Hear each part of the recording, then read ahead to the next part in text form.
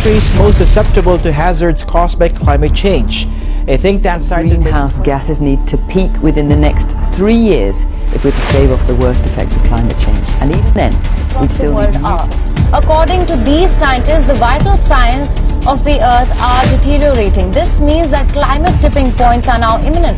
The researchers, which is the exploitation of our planet. What the researchers... Baha sa Pampanga at Bulacan, mistulang karugtong na ito ng Manila mula sa kuha ng drone. Ang Pero mas nakababahala umano na matagal nang ibinababala ng mga eksperto ang unti-unting pagtaas ng level ng tubig sa dagat dahil sa climate change.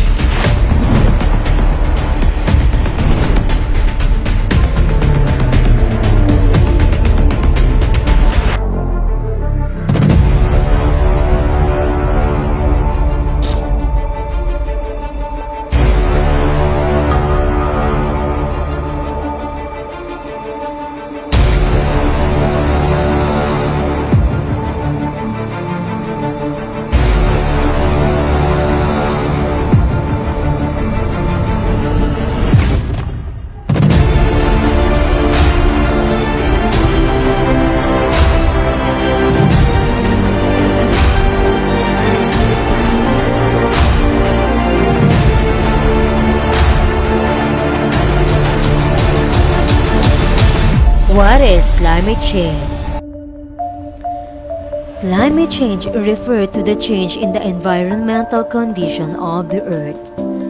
This happens due to many internal and external factors. The climatic changes has become a global concern over the last few decades. Besides, these climatic changes affect life on the Earth in various ways. These climatic changes are having various impact on ecosystem and ecology.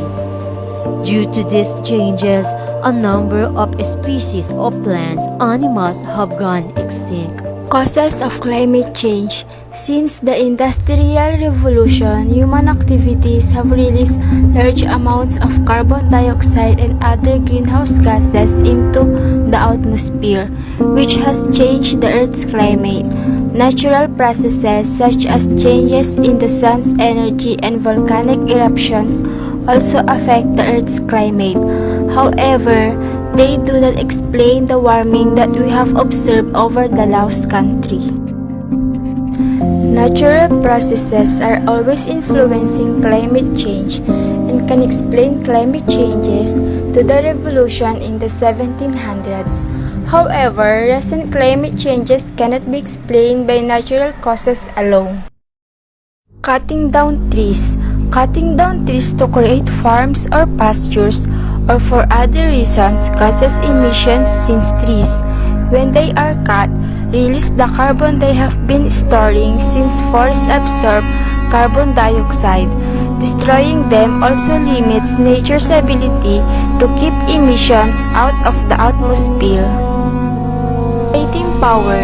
Generating electricity and heat by burning fossil fuels such as oil and natural gas causes a large chunk of global emissions. Most electricity is still produced.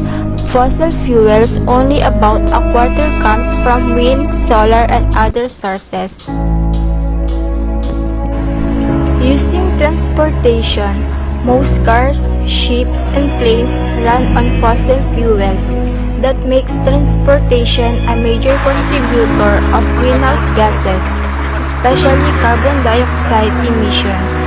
Road vehicles account for the largest part, but emissions from ships and planes continue to grow. Powering buildings. Globally, residential and commercial buildings consume over half of all electricity. As they continue to draw on coal, oil, and natural gas for heating and cooling, they emit significant quantities of greenhouse gas emissions. Producing foods requires energy to run farm equipment or fishing boats. Usually with fossil fuels, growing crops can also cause emissions, like when using fertilizers and manure. cattle produce methane, a powerful greenhouse gas, and emission also come from packaging and distributing food. Consuming too much. Your home and use of power, how you move around, what you eat, and how you throw away all contribute to greenhouse gas emission. So does consumptions of goods. As greenhouse gas emissions blanket the earth, they trap the sun's heat. This leads to global warming and climate change. The world is now warming faster than at any point in record history.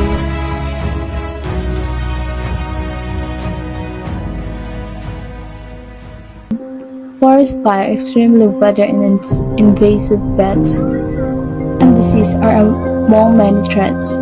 Some species will be able to relocate and survive, but others will not. Not enough food, changes in climate, and increase in extreme weather events are among the reasons behind a global rise in hunger and poor nutrition.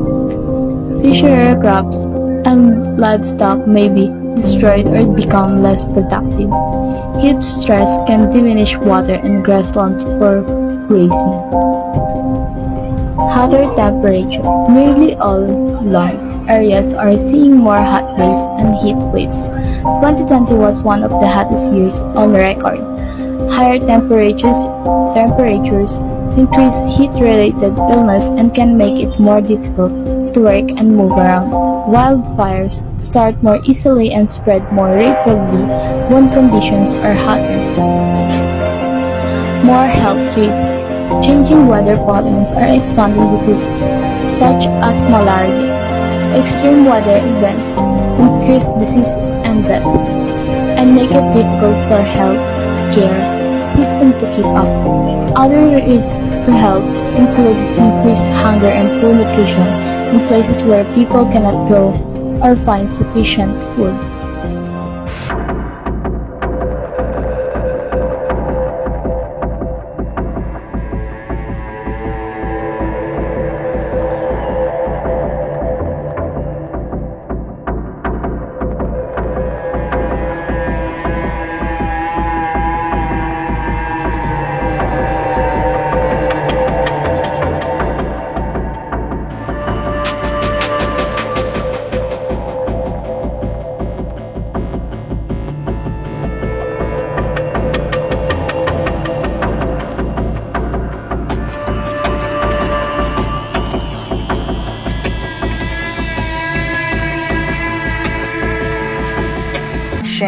That will result into big change.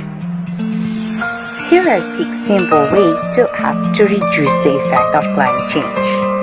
Number 1 is plant trees. Planting trees is the most easy way to fight against climate change and making our community green. Number 2 is save energy. Alternating fossil with the energy of the sun might be an excellent idea to decline the trend of overuse of resources. The solar panel to enlighten our house at night can save thousands of megawatts of electricity. Number 3, stop chopping the forest. Deforestation is one of the major reasons why the quality of air has degraded to an all-time.